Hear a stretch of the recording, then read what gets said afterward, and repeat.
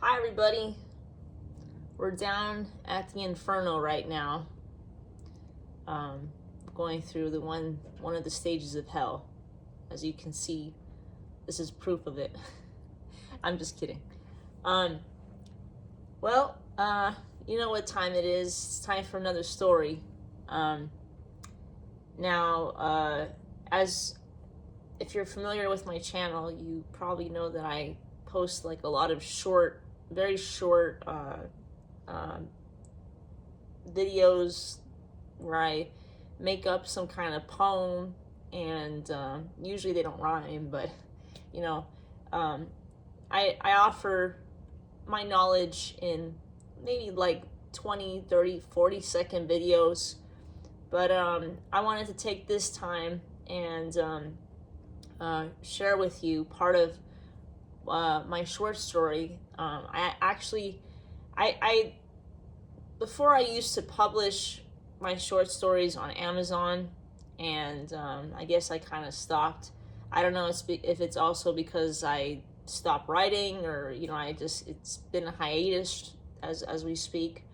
But I'm trying to get back into writing again, so that way I can continue writing more short stories, and hopefully someone will listen to them. So or read them. So this story that I'm going to share with you is I never published this story on Amazon. So I had finished this story, and I guess maybe at the time when I finished the story, I don't know, for some reason I just didn't publish it. So it's I guess it's still in the oven. So but yeah, I'd like to share this story with you. Feel free to join me in the Inferno. I would say, since these videos are a little bit long, maybe I don't know, maybe this would be a great video for like while you're driving, or maybe while you're doing something, or just something that's playing in the background. But obviously, where you have enough attention to know how the story's going and what's at stake. So I have, let's see, I'll read part of this story, and then and then I'll call it a day. So yeah, this story that I'm gonna read to you right now is called Cactus Talk. And I don't know, let's see, when did I write this story? I must have I must have started it maybe like 2021. So it's been over the course of a couple years. So yeah, let's go ahead, let's get started with this story, and then I hope that you enjoy it, and I hope that it gives you a little bit of perspective. So all right, so here we go. Cactus Talk. When it rains, it pours. Luke, a built cop on duty with a recently buzzed haircut, walked into his favorite restaurant in the desert-like town he called his home, Flatgrass, Arizona. As the first customer in '76, he approached the framed $1 bill he used to pay for his favorite sandwich. On a cloudy day in 1980, Luke could never figure out why this was considered good luck. I don't know if I do an excellent job keeping this city clean, but it's something worth waking up for every morning, Luke thought. Police officers like me, although underpaid, are making an impact as public servants. I hope to move up in law enforcement and bring more change to the community. That would have made my parents very proud, and maybe John, Luke thought. Luke smiled at his rather small accomplishment as he stared at the framed $1 bill. He wondered about using the dollar bill to pay for some donuts. In his mid-40s, Luke grew up in the same town where he works. Luke worked at the Flatgrass police station, a desert-like part of town where he spent a lot of time, especially when he was little. In a relatively small town of 30,000 people, Luke's father was a police officer who unfortunately died at the scene of a crime involving a homeless man who didn't want to be handcuffed. He was stabbed in the chest and wasn't able to survive from his wounds. Luke became an officer because he felt obligated to help the community he grew up in, but at the same time, he wanted to make his old man proud. Luke had two brothers who grew up with different futures. His older brother, Stan, became an orthopedic surgeon and now lives in another state. Luke sometimes keeps in touch with Stan, but for the most part, he keeps to himself. Luke couldn't stop beating himself up for recently going through a divorce with his high school sweetheart of 10 years, and thinking about John, his now estranged brother that he hasn't seen for at least 20 years. As Luke waited for his po' boy sandwich, he rested his chin on his propped-up hand. Booths surrounded Luke with quiet chatters. Luke tried to eavesdrop. Luke strained to listen to a nearby argument a couple was having about their new house. "Luke, are you awake?" While eavesdropping, Luke stared into space. His thoughts kept him awake throughout the night. Famke snapped a finger in front of Luke's face to get his attention. It worked. "Oh, sorry. I was just thinking about something." "What were you thinking about? Penny for your thoughts?" "Nothing, I guess." "Do you call that daydreaming?" "Why would I daydream? Do you think a cop has time to daydream?" "Cops are grumpy when they're hungry." "You just said you forgot about what you were thinking about. I was assuming you were dreaming." "It's been a long day." "Looks like the night is young." Famke looked outside at Luke's cop car parked next to a street filled with encampments. "By the way, is my po' boy sandwich ready yet? You do a lot of talking for someone behind the counter." "It certainly makes my job more fun. It's much cheaper than therapy." Famke, curious to know why a cop chooses his profession, asked Luke a question. "Is your job fun?" "It's a lot of waiting. Probably a lot of taking orders too, right?" "I guess you're right, but I can't think of doing anything else." Famke presented a neatly packed sandwich to Luke. The vintage neon sign above her says, "Made with gumption." "Here's your order. Po' boy sandwich with extra red sauce." "Thank you. I hope I won't get that on my uniform." Luke smiled sarcastically. "You look much better in uniform," Famke said with a smile that brought up the crow's feet in her eyes. "Is your manager here? I gotta talk to him." I hope I'm not in trouble. I only added extra sauce." Famke put napkins before him, hoping he'd take them this time. "I think you gave me too many napkins." "Plenty more where that came from. It's for your ears since I chewed it off." "Cheer up. You're always fun to talk to." "Bob, Officer Luke wants to talk to you." Famke's pair of lungs were fit for an opera. Her yell interrupted a couple of conversations in the restaurant. Bob walked towards Luke. "Officer Luke, it's always a pleasure to see you." "The pleasure's mine." Luke shook Bob's hand. "How's your daughter?" "My wife and I are extremely disappointed. I just can't believe it." Bob looks down. "Is the diagnosis correct?"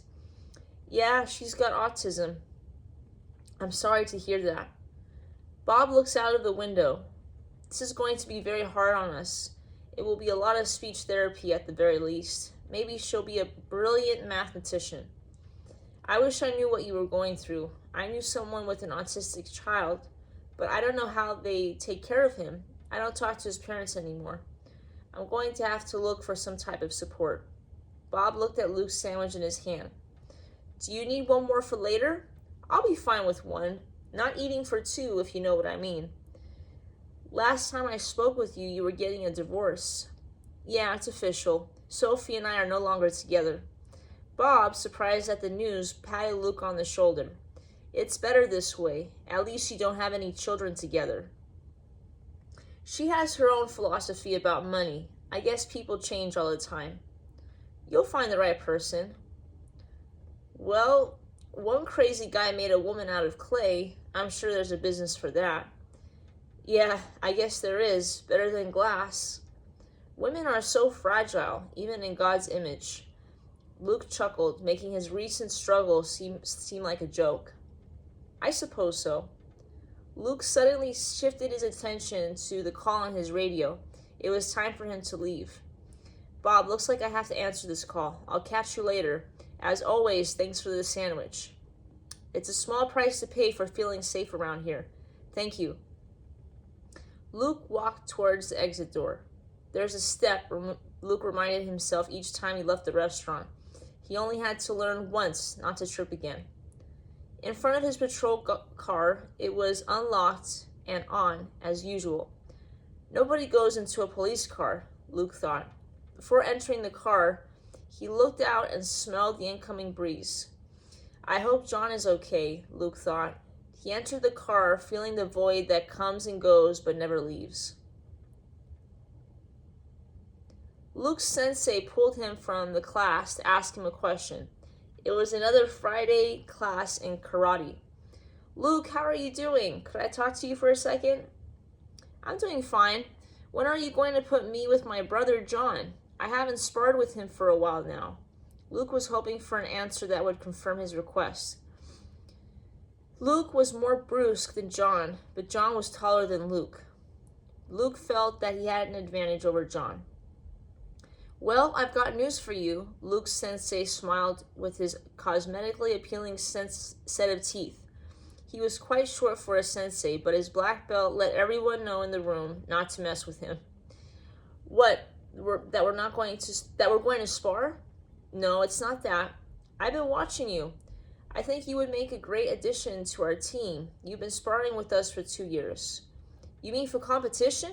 Luke started to forget that he wanted to fight John for a moment. Yeah, I think you would make a great addition to the team. How about John? Is he joining too?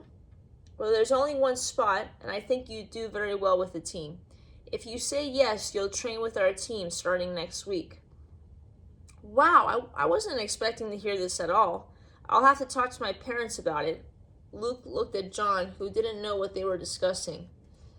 Okay, let me know and I'll sign you up. Luke's sensei walked away. After class, John and Luke both walked outside. While waiting for their ride home, John asked Luke why the sensei pulled him aside. Did you do something wrong? John asked.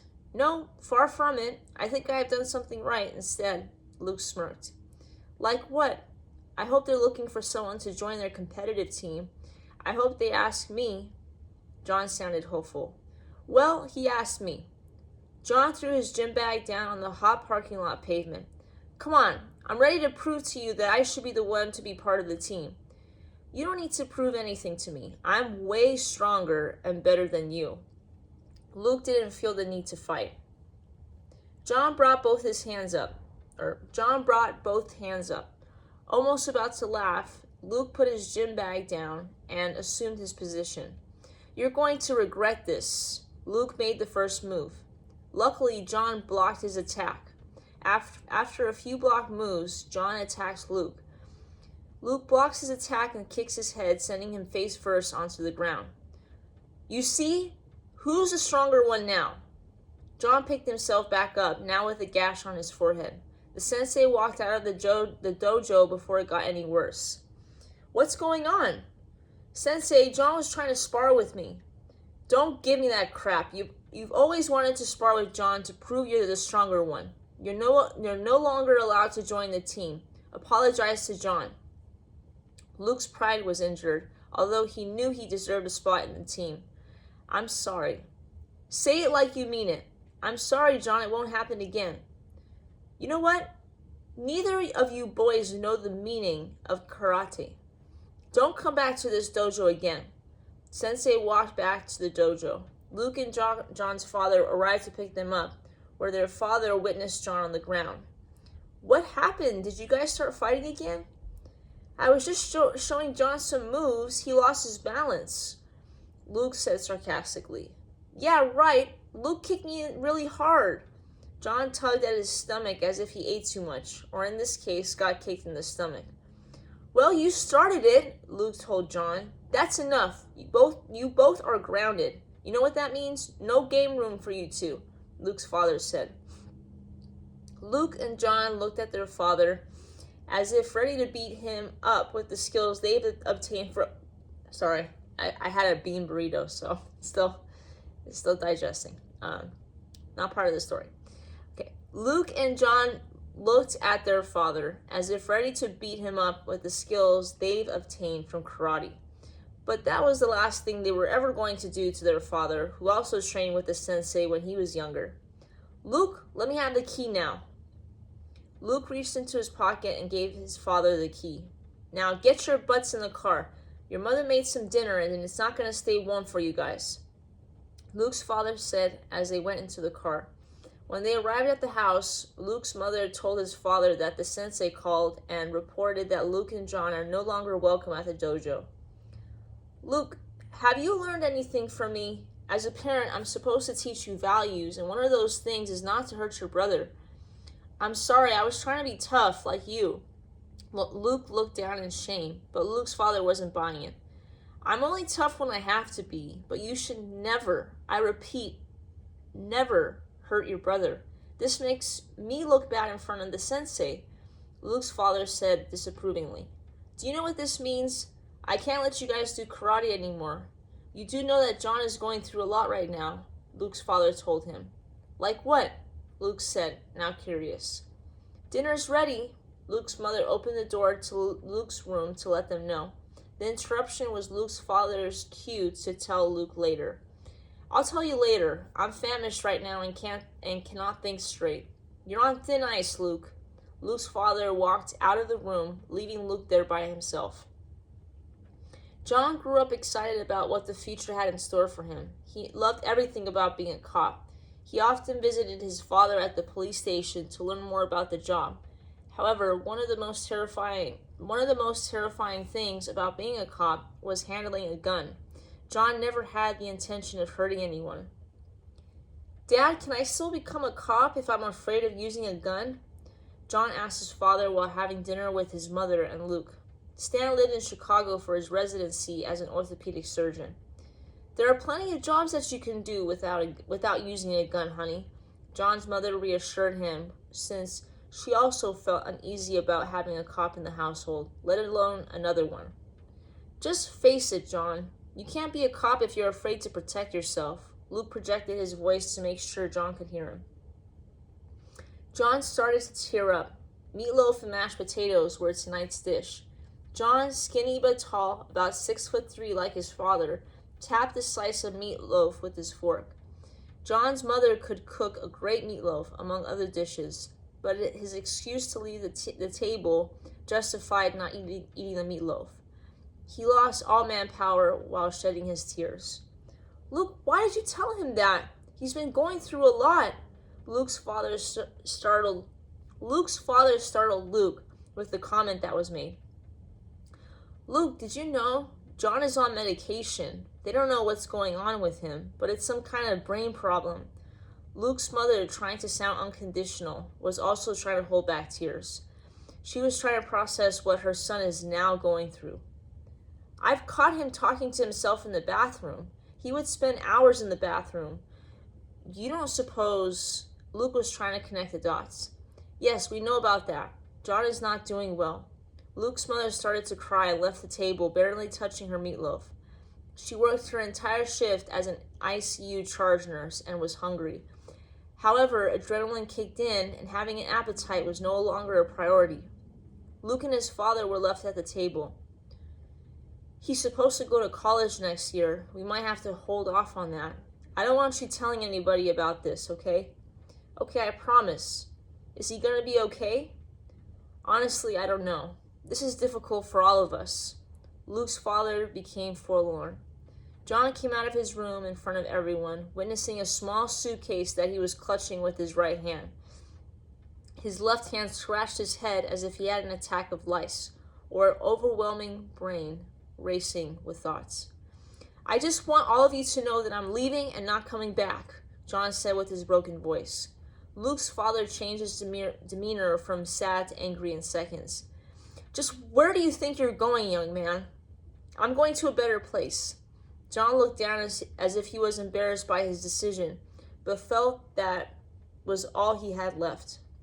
You're not going anywhere. Luke's father slowly approached him, but noticed his left hand had some reddish liquid, which appeared to be blood. Luke's father wasn't sure if he was armed, but he started seeing his son differently. He could no longer make the right decisions for himself. Did you take your medication last night? Luke's father tried to compromise. Luke's mother cried in the background, unable to handle the upcoming events. I don't love you guys anymore. Please leave me alone. John opened the front door of the house and left. He was never to be seen again.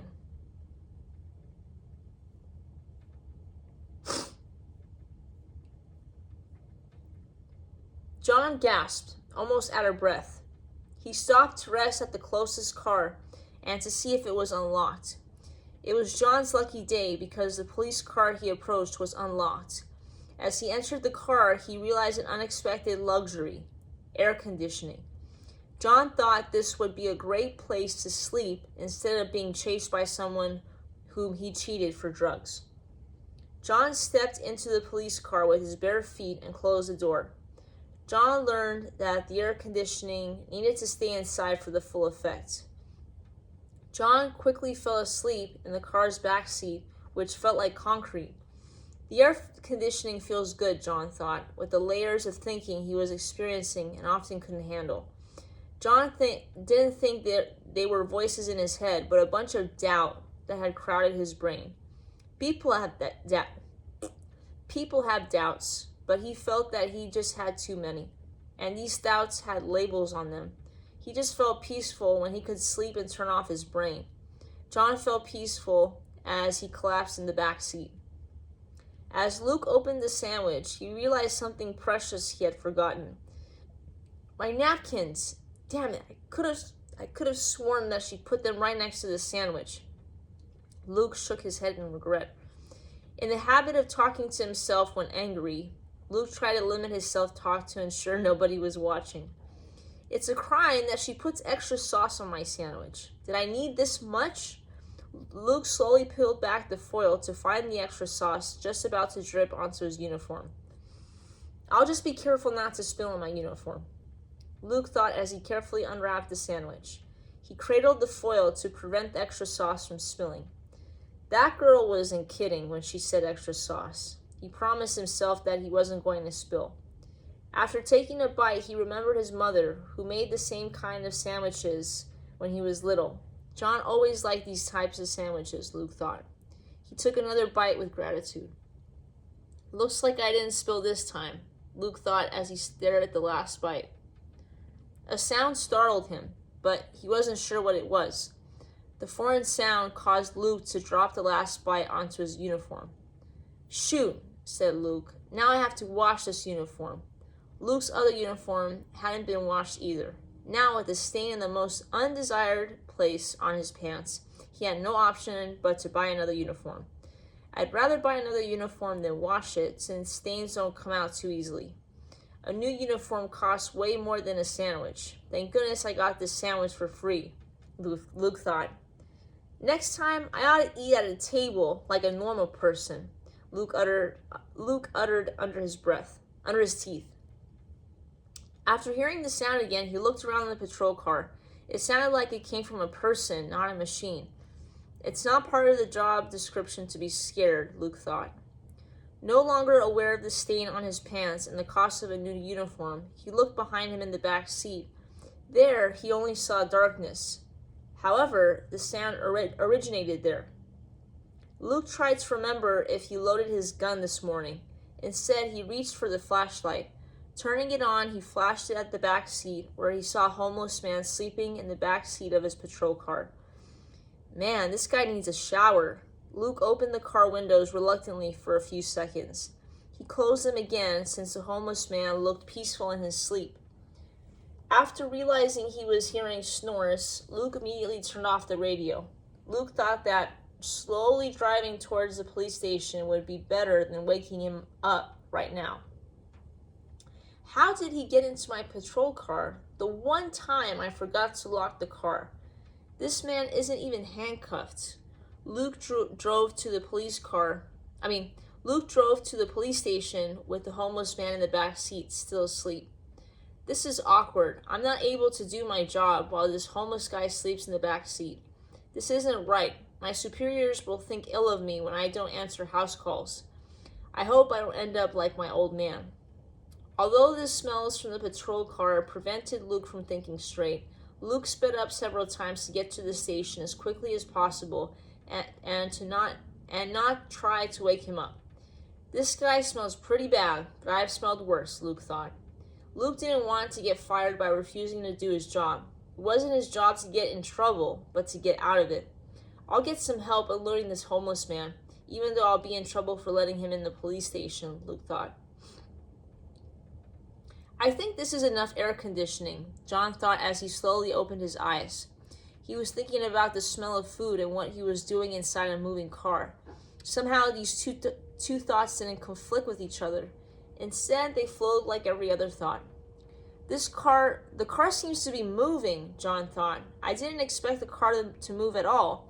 This car was parked the last time I was in it. Does this mean that I'm going somewhere? Somewhere like jail? Maybe I should get out. If I get out, maybe I can get back home. This doesn't feel good. How does a car work again? I've never driven a car before. I need to get out right now. Who's this guy that's driving the car? Is it God? It could be. Maybe he wants me to find a new home. Luke, almost ready to resurrect his lunch from the lingering smells of the patrol car, finally arrived at the police station. Luke, unable to look behind him, shifted to park and turned off the car. Luke quickly opened the door of the car, gasping for air. For a moment, he forgot what he left in the car. For one thing, it certainly didn't smell good.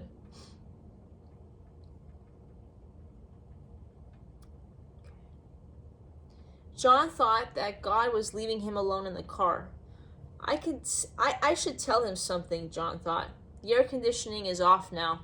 I wonder why he turned it off. Maybe God doesn't like the air conditioning on all the time. I should leave the car now and ask him for a favor. John opened the door while Luke stood with his back turned. It's been a while since I've been this sick, Luke thought. Should I drop this homeless man off here at the police station? It's not like he did anything wrong. He did trespass, but he didn't know any better.